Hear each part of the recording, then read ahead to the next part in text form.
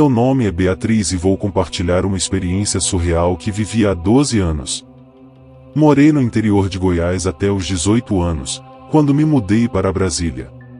Minha mãe ficou no interior porque era uma renomada curandeira e tinha muitos clientes lá.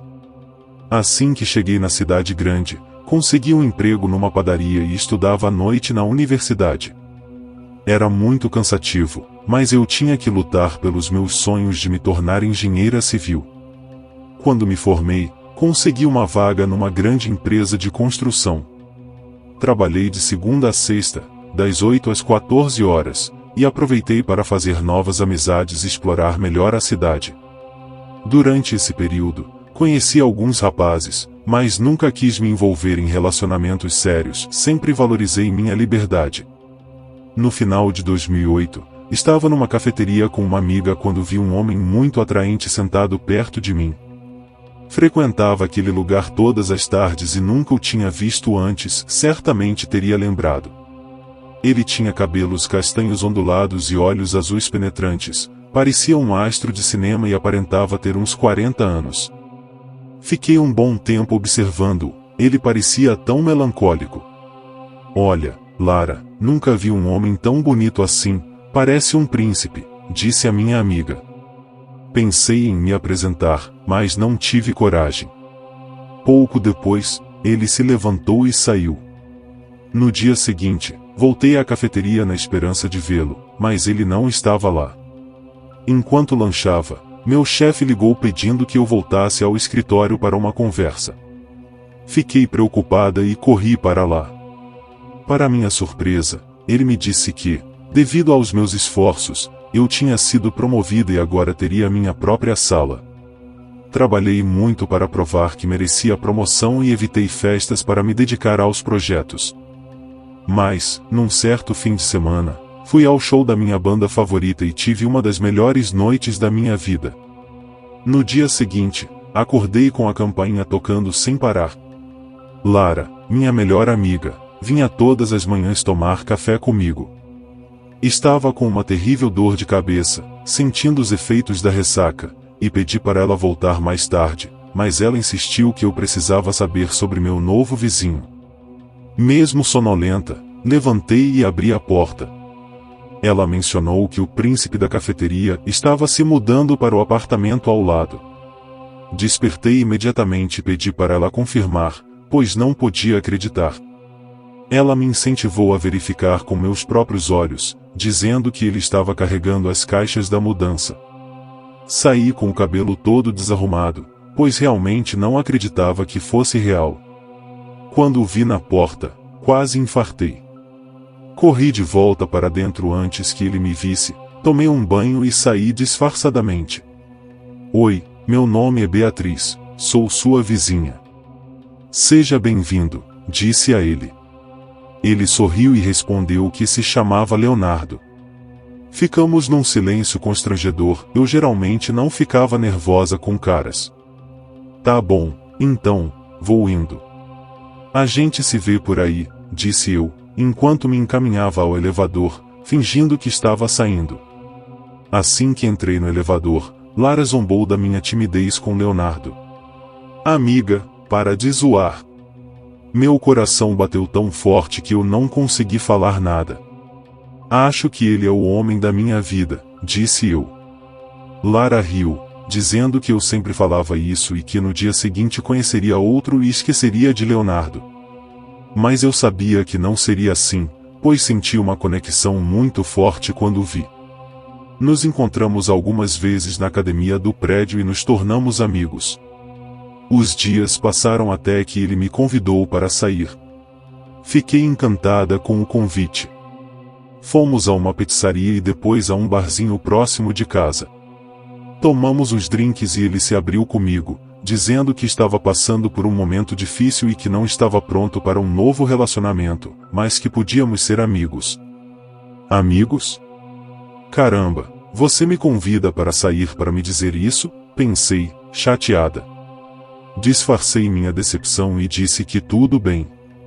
Eu gostava muito dele, certamente não como amiga. Decidi que não sairia mais com Leonardo para não sofrer.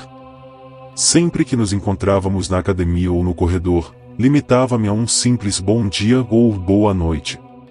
O jeito como ele me olhava deixava claro que gostava de mim, mas eu não queria forçar a barra. Segui minha vida normalmente, mas as coisas nem sempre acontecem como planejamos. Alguns meses depois, meu chefe disse que eu teria um novo parceiro de trabalho para um grande projeto que eu não conseguiria sozinha. Fiquei em choque ao descobrir que seria Leonardo. O destino estava determinado a nos aproximar. Sorrimos, e a partir daí, nossa relação ficou mais intensa. Concordávamos em tudo e, com o tempo, nos tornamos muito próximos. Leonardo me revelou que tinha perdido 2 mulheres importantes em sua vida. Aos 18 anos, sua noiva faleceu, e anos depois, quando se casou novamente, sua esposa também faleceu pouco após o casamento. Ele não entrou em detalhes, mas disse que isso o afetava profundamente. Eu sentia a pena dele e podia ver nos seus olhos o quanto ele tinha sofrido. Percebi que estava apaixonada por ele, mas sentia que precisava me afastar. Numa tarde, enquanto tomávamos café, senti que precisava ser sincera. Leonardo, preciso te dizer uma coisa, e as palavras não saíam. Ele me olhava fixamente nos olhos, e meu coração batia forte. Finalmente, tomei coragem. Leonardo, eu te amo. E sinto que você não sente o mesmo, então preciso me afastar. Ele ficou calado, me olhando. Levantei da cadeira e saí dali. No dia seguinte, liguei para meu chefe e implorei para mudar de parceiro. Ele sabia o quanto eu me dedicava ao trabalho e concordou. Já estava com outro parceiro quando percebi Leonardo me olhando várias vezes durante o dia. Tentei evitá-lo. As semanas passaram e voltei a frequentar baladas para tentar esquecê-lo, mas sem sucesso. Uma noite, ao voltar da balada, ele estava lá quando saí do elevador. Chamou-me para conversar. Não olhei nos olhos dele e disse que não tínhamos nada para falar, saindo em seguida. No entanto, ele pegou meu braço e disse que precisava falar. Revelou que tinha prometido a si mesmo nunca mais se envolver com ninguém devido ao sofrimento passado, mas admitiu que não conseguia parar de pensar em mim. Ele me pegou pela cintura, aproximou nossos rostos e me beijou. Fomos até o apartamento dele e passamos a noite juntos. Estava tão feliz. Os meses passaram e nosso amor só crescia. Um dia, ele me levou a um restaurante chique. Durante o jantar, ajoelhou-se e disse que me via como sua alma gêmea. Meu corpo se arrepiou enquanto ele falava. Perguntou se eu queria ser sua esposa. Claro que sim, respondi, e nos beijamos apaixonadamente. Todos ao redor aplaudiram, e fiquei um pouco envergonhada com a atenção. Leonardo colocou um anel no meu dedo, um anel antigo que parecia ter muito valor. Disse que o anel tinha um significado especial, pois pertencia à sua mãe e estava na família há 7 gerações. Era a única lembrança que ele tinha dela, já que ela faleceu no dia em que ele nasceu. Fiquei comovida com suas palavras. Liguei para Lara para contar a grande novidade, e ela ficou emocionada. Decidimos morar juntos após o casamento. No dia seguinte, acordei com uma forte dor de cabeça, mas me arrumei para trabalhar. Leonardo me buscou e fomos juntos. Marcamos o casamento para 28 de novembro de 2010. Voltamos ao escritório, mas não consegui produzir muito por causa da dor de cabeça. Naquela noite, tive um pesadelo terrível, como uma paralisia do sono. Havia uma senhora de cerca de 70 anos sentada na minha cama, com uma expressão macabra. Ela se aproximava, sussurrando algo que não consegui entender. Eu estava imóvel, incapaz de me mexer ou gritar. Fiquei olhando para ela a poucos centímetros de distância até que o despertador tocou. Acordei suada e agradeci a Deus por ter despertado. Levantei e fui tomar banho, mas senti uma dor de cabeça muito pior que a do dia anterior. O celular tocou, era Leonardo, dizendo que já era hora de sairmos. Pedi para ele ir na frente, pois eu me atrasaria um pouco. Tomei um analgésico e saí de casa. Quando cheguei ao prédio, perdi as forças e desmaiei. Acordei numa cama de hospital com uma enfermeira ao meu lado. Perguntei o que tinha acontecido e se estava tudo bem comigo. Ela disse que sim, que era apenas uma fraqueza, talvez por eu estar trabalhando muito. Me deram alta naquela manhã, pois meus exames estavam normais. Fui ao trabalho, mas não contei nada para Leonardo, pois ele tinha um grande projeto e viajaria para fechar um contrato numa cidade próxima. Não queria preocupá-lo. Nos dias que se seguiram, a vida parecia retornar ao normal. As dores de cabeça, no entanto, persistiam, e os pesadelos voltaram, cada vez mais vívidos e aterrorizantes. Sempre a mesma velha senhora, com sua face macabra, aproximando-se e sussurrando palavras incompreensíveis.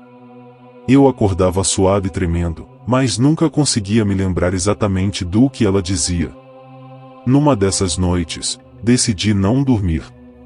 Fiquei sentada na cama, olhando o relógio e esperando que a madrugada passasse. Por volta das 3 da manhã, ouvi um barulho suave, como um sussurro, vindo do corredor. Tremendo de medo, levantei e fui até a porta do quarto, espiando através da fresta. Vi uma figura sombria passando lentamente, uma silhueta que se assemelhava à velha dos meus sonhos. Eu sabia que não poderia ficar ali, paralisada pelo medo. Peguei o telefone e liguei para Lara, mas ela não atendeu. Em pânico, decidi chamar Leonardo. Ele atendeu com uma voz sonolenta e preocupada. Beatriz, o que houve? Está tudo bem? Não, respondi, com a voz trêmula. Acho que tem alguém aqui. Uma velha, e ela está me perseguindo. Leonardo se calou por um momento. Fique onde está. Estou indo para aí agora. Ele desligou antes que eu pudesse responder. Aguardei o que pareceram ser horas, mas provavelmente foram apenas minutos. Finalmente, ouvi o som do carro de Leonardo chegando. Corri até a porta e o encontrei no hall. Ele me abraçou, e eu desabei em lágrimas. Vamos sair daqui, disse ele, guiando-me até o carro. Você precisa de um pouco de ar fresco. Dirigimos em silêncio pelas ruas escuras até chegarmos a um parque iluminado por lampiões antigos. Sentamos em um banco, e Leonardo segurou minhas mãos firmemente. Há algo que eu preciso te contar, ele começou. Sobre a velha dos seus sonhos. Eu o olhei, surpresa. Você sabe quem ela é? Leonardo suspirou profundamente, os olhos azuis cheios de tristeza. Sim, eu sei. Ela é minha mãe. Senti um calafrio percorrer minha espinha. Sua mãe? Mas, ela morreu, não é? Ele assentiu lentamente. Sim, no dia em que nasci. Mas parece que seu espírito nunca descansou. Ela não foi uma boa pessoa em vida, Beatriz. Fez coisas horríveis, e acho que isso a manteve presa aqui. Mas por que ela está me assombrando? Perguntei, tentando entender o que estava acontecendo. Ela não quer que eu me case de novo, explicou ele. Sempre que tento seguir em frente, ela aparece e leva a pessoa que eu amo. Foi o que aconteceu com minha noiva e minha esposa. E agora parece que ela está atrás de você.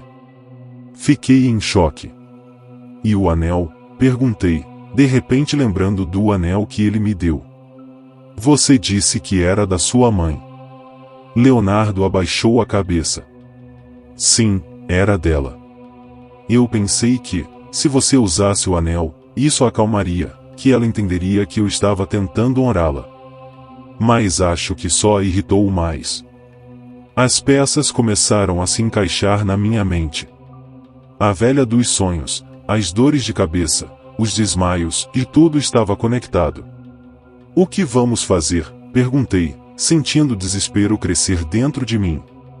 Leonardo olhou nos meus olhos, sério. Eu preciso enfrentar isso. Vamos voltar à casa onde nasci, onde tudo começou. Talvez lá possamos encontrar uma maneira de libertar seu espírito. No fim de semana seguinte, pegamos a estrada para o interior de Goiás, para a velha casa de Leonardo. A viagem foi silenciosa, ambos perdidos em nossos próprios pensamentos. Quando finalmente chegamos, a casa parecia a saída de um conto de horror, uma construção antiga, com janelas quebradas e uma atmosfera opressiva que parecia pairar no ar. Entramos na casa e começamos a procurar por pistas. No sótão, encontramos um velho baú cheio de documentos antigos, fotos e objetos pessoais da mãe de Leonardo. Entre eles, havia um diário. Sentamos juntos no chão empoeirado e começamos a ler. As páginas estavam cheias de amargura e dor, mas também revelavam algo mais sinistro, e a mãe de Leonardo praticava magia negra.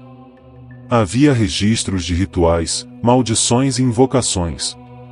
E, nas últimas páginas, um plano para manter seu espírito ligado ao de Leonardo, impedindo de encontrar a felicidade. Só há uma maneira de libertar o espírito, dizia a última anotação no diário. A pessoa que ela amaldiçoou deve quebrar o vínculo com sangue e fogo. Olhei para Leonardo, o terror refletido nos meus olhos. Isso significa. Ele assentiu. Temos que destruir o anel. Saímos do sótão e fomos até o quintal, onde Leonardo fez uma pequena fogueira. Peguei o anel e, com lágrimas nos olhos, joguei-o nas chamas. O fogo crepitou e estalou, e por um momento, parecia que a sombra da velha aparecia entre as chamas, gritando em agonia. Segurei a mão de Leonardo com força, e ele me puxou para um abraço enquanto assistíamos o anel derreter. Quando as chamas finalmente se apagaram, o silêncio caiu sobre nós. Sentimos um alívio imediato, como se um peso tivesse sido levantado de nossos ombros. A velha havia partido, e estávamos finalmente livres. Voltamos para casa com um novo senso de esperança. Leonardo e eu sabíamos que, embora tivéssemos enfrentado um grande mal, estávamos mais fortes e mais unidos do que nunca. O espírito da mãe de Leonardo estava em paz, e podíamos finalmente seguir em frente com nossas vidas. Naquele ano, nos casamos sob um céu azul e claro, rodeados de amigos e familiares. E embora as lembranças daqueles dias sombrios nunca fossem esquecidas, elas também nos lembravam da força que encontramos um no outro e do amor que prevaleceu contra todas as adversidades.